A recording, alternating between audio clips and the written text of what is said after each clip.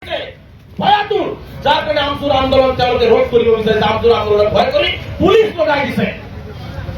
লাগাই দিছে আমসুৰ সভাপতিৰ ঘৰত পুলিশ পঠিয়াই দিছে মই কি অপৰাধী নাকি মই কিবা উগ্ৰপন্থী নাকি মই কিবা বেয়া কাম কৰিছিলো কেইবাজনৰ জিলা সভাপতি কেইবাজনৰ কেন্দ্ৰীয় সতীৰ্থক এতিয়ালৈকে থানাত আবদ্ধ কৰি পাইছে এতিয়ালৈকে এৰি দিয়া হোৱা নাই পাছৰ পৰা টান টান চুচুৰাই লমাই আছে গতিকে এটা কথা স্পষ্ট কৰি দিছো অসমৰ মুখ্যমন্ত্ৰী ডাঙৰীয়া আপুনি কাৰো ডিঙি চেপি বাক স্বাধীনতা গুৰুত্ব কৰিব নোৱাৰে ইয়াৰ সাংবিধানিক অধিকাৰ হিমন্ত বিশ্ব শৰ্মা ডাঙৰীয়া আপুনি মনত ৰখা উচিত হিটলাৰেও কিন্তু ইহুদীসকলক মাৰি শেষ কৰিব পৰা নাই আপুনি পুলিচ পেৰেডেৰে লগাই আমচুৰ ল'ৰাক জেলত ভৰায়ক আমচুৰ আন্দোলন আপুনি শেষ কৰিব নোৱাৰে এই আন্দোলন চলিছে নদীৰ সোঁত বৈছে আৰু অধিক ভয়াৱহভাৱে নদীৰ সোঁত বৈ থাকিব গতিকে স্পষ্ট এইকাৰণে কৈছো যে আজি আমাৰ আন্দোলন আৰম্ভ হৈছে আমি স্পষ্টকে কৈছো ওয়াকফ আইন আমি নামানো এই আইন পুনৰ বিবেচনা কৰি বাতিল কৰাৰ কাৰণে আমি চৰকাৰক দাবী উত্থাপন কৰিছো আমি মৃত্যুৰ পিছত আমাৰ যি কবৰস্থান থাকিব শান্তিত আমি শুই থাকিব বিচাৰিছো সেই কবৰস্থান আমাৰ পৰা কাঢ়ি ল'ব বিচৰা হৈছে ঈদগাহ আমাৰ পৰা কাঢ়ি ল'ব বিচৰা হৈছে লাখ লাখ মহিলাই ওয়াকফ সম্পত্তিৰ জৰিয়তে আজি উপকৃত হৈছে চৰকাৰে আমাক কি দিছে सबके साथ सबके विकास सबके विश्वासৰ কথা কয় একোই দি থকা নাই সেইখন চৰকাৰে আজি আমাৰ ওয়াকফ আইনৰ ওয়াকফ বোৰ্ডৰ জৰিয়তে আমাৰ মানুহ লাখ লাখ মানুহ মূৰৰ ওপৰত ছাদ পাইছে পৰিয়াল পোহপাল দিছে শিক্ষা পাইছে ভৱিষ্যত আগবাঢ়ি গৈছে আৰু সেই আমাৰ সম্পত্তি আমাৰ পূৰ্বপুৰুষসকলে দিয়া সম্পত্তি তেওঁলোকে কাঢ়ি ল'ব বিচাৰিছে জিলা আয়ুক্তৰ জৰিয়তে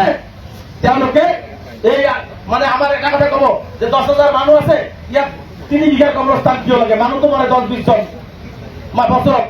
তাৰ মানে এনেকে ধৰণৰ কথাবিলাক এই আইনৰ জৰিয়তে আনিছে লাহে লাহে আমাৰ সম্পত্তিবিলাক কাঢ়ি ল'ব এটা কথা স্পষ্ট কৰি দিছো এই সম্পত্তি কোনো ভাৰত চৰকাৰ বা অসম চৰকাৰৰ পৈতৃক সম্পত্তি নহয় এই সম্পত্তি আমাৰ পূৰ্বজসকলে আমাৰ মানুহখিনিৰ অৰ্থনৈতিক উন্নয়নৰ বাবে কাৰণ আমাৰ মানুহখিনি গম পাইছিল যে কোনো এখন চৰকাৰে সংখ্যালঘু সম্প্ৰদায়ৰ মানুহৰ উন্নতি নকৰে গতিকে আমাৰ সম্পত্তি যিখিনি আছে আমি এই মানুহখিনিৰ উপকাৰৰ কাৰণে দি থৈ যাওঁ গতিকে সেইকাৰণে সেই সম্পত্তিবিলাক দি থৈ গৈছিলে আৰু সেই সম্পত্তিবিলাক তেওঁলোকে কাঢ়ি ল'ব বিচাৰিছে সেই সম্পত্তি কোনো পদ্ধতিতে কাঢ়ি ল'ব দিয়া নহয় উচ্চতম ন্যায়ালয়ে ইতিমধ্যে বহুজনে কৈছে আমিও আলোচনা কৰি আছো জমিয়তে উলামায়ে হিন্দ আলোচনা চলাই আছে জমিয়তে ইতিমধ্যে কৈছে আমিও এই আইনৰ জৰিয়তেও ইয়াক ভেটা দিবৰ কাৰণে আমি ন্যায়ালয়ৰ জৰিয়তে ভেটা দিবৰ কাৰণে আমি সিদ্ধান্ত গ্ৰহণ কৰিছো গতিকে মই স্পষ্টভাৱে কৈছো যে ওয়াকফ এই যিটো এমেণ্ডমেণ্ট এক্ট যিটো আনিছে এইটো সম্পূৰ্ণ বাতিল কৰিব লাগে আমাৰ অধিকাৰ আমাক সুৰক্ষিত কৰি ৰখাৰ ব্যৱস্থা গ্ৰহণ কৰিব লাগে আজি অসমৰ কেইবাটাও সমস্যা আমি ইয়াত আন্দোলন কৰিছো অসমৰ মুখ্যমন্ত্ৰী হিমন্ত বিশ্ব শৰ্মা ডাঙৰীয়াই কেৱল মাত্ৰ ধৰ্মীয় সংখ্যালঘু আৰু মুছলমান দেখাৰ কাৰণে আজি টাৰ্গেট কৰি লৈছে আজি কোনোবাই স্কুল খুলিব নোৱাৰে কোনোবাই সাংবাদিকতা কৰিব নোৱাৰে কোনোবাই আন্দোলন কৰিব নোৱাৰে এইটো এটা গণতান্ত্ৰিক দেশ হ'ল নেকি গণতান্ত্ৰিক ৰাজ্য হ'ল নেকি যে কোনোবাই নিজৰ বাক স্বাধীনতা কথা ক'ব নোৱাৰিব নিজৰ অধিকাৰৰ কথা ক'ব নোৱাৰিব চৰকাৰে ঠিকি চলি সেইবিলাক বন্ধ কৰিব বিচাৰিছে চৰকাৰৰ দুৰ্নীতি থাকিবৰ কাৰণে চৰকাৰৰ বিফলতা থাকিবৰ কাৰণে মানুহৰ ওপৰত এই ধৰণৰ সংখ্যা বিশেষকে ধৰ্মীয় সংখ্যালঘুসকলক বাছি বাছি হিমন্ত বিশ্ব শৰ্মা ডাঙৰীয়াই যিমানেই নকওক কিয় যে মুছলমান মহিলাই মোক ভাল পায় মুছলমানসকলৰ মই ডক্টৰ ইঞ্জিনিয়াৰ বনাব বিচাৰিছো তেওঁৰ মূল লক্ষ্য হৈছে তেওঁৰ হিডেন এজেণ্ডা হৈছে ধৰ্মীয় সংখ্যালঘুসকলক টাৰ্গেট কৰি অসমৰ মানচিত্ৰ শেষ কৰা কিন্তু এটা কথা স্পষ্ট আন্দোলনৰ জৰিয়তে আমি কৈছো হিমন্ত বিশ্ব শৰ্মা ডাঙৰীয়া আপুনি 50 বাৰ গাড়ীত বহিলেও অসমৰ মুছলমানৰ গাৰ দুমেল আপুনি বনাব নোৱাৰে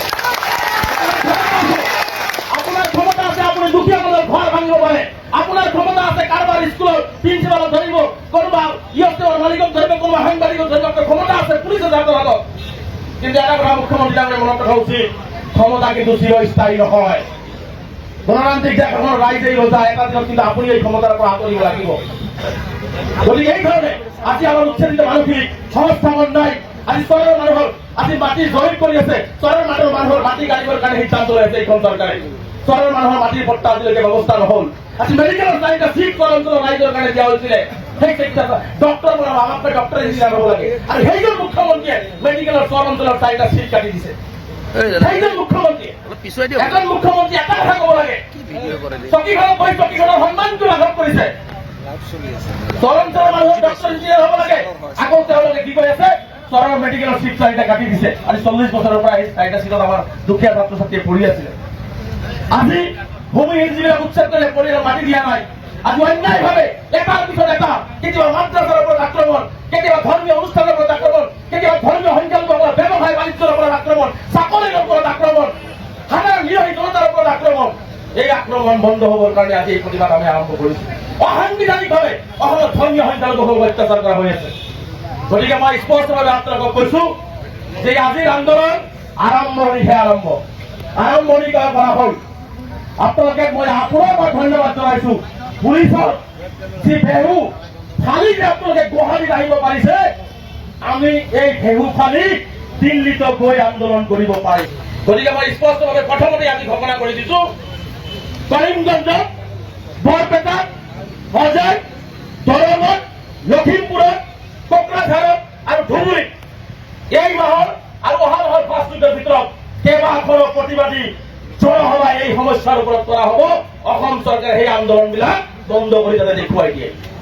আমি আন্দোলন কৰিম আৰু জিলা প্ৰশাসক যিসকল জিলা প্ৰশাসনৰ ব্যক্তি আছে, মই আহ্বান জনাইছো আপোনালোকে চৰকাৰৰ হাতৰ পুতলা নহয়, গণতান্ত্ৰিক আন্দোলনৰ জৰিয়তে কথা ক'ব বিচৰা সংগঠন হওক, ব্যক্তি হওক, তেওঁলোকক সহযোগিতা আগবঢ়াওক। আৰু যোৱাকালি যিটো পুলিচৰ যিটো অত্যাচাৰ, পুলিচৰ যিটো ভূমিকা অতিকে ঘৃণনীয়, যিটো দমন নীতি। আমাৰ ল'ৰাই কিবা চুৰ কৰিব আহি বিচাৰিছে গুৱাহাটীত, আমাৰ ল'ৰাই কিবা ইয়াত সন্ত্ৰাস সৃষ্টি কৰিব আহিব বিচাৰিছে নেকি? আমি সম্পূৰ্ণ নীতি নিয়ম মানি চৰকাৰৰ ওচৰত, প্ৰশাসনৰ ওচৰত আমি এপ্লিকেশ্যন দি আমি আলোচনা কৰি আমি এই আন্দোলনৰ কাৰ্যসূচী গ্ৰহণ কৰিছো সম্পূৰ্ণ গণতান্ত্ৰিক আৰু শান্তিপূৰ্ণভাৱে। আৰু সেই আন্দোলনক ভয় কৰিছে। তাৰমানে এটা কথা স্পষ্ট হৈ গৈছে যে অসমৰ বুকুত হিমন্ত বিশ্ব শৰ্মা ডাঙৰীয়া হৈছে এজন ভীৰু আৰু ভয়াতৰ মুখ্যমন্ত্ৰী, যি আমচুৰ আন্দোলনক ভয় কৰি আমচুৰ কৰ্মকৰ্তাসকলক ফিৰাই দিলে আবদ্ধ কৰে, কোনো ল'ৰাকে ফিৰাই দিলে আবদ্ধ কৰিব নোৱাৰে। গতিকে এই আন্দোলন কাৰ্যসূচী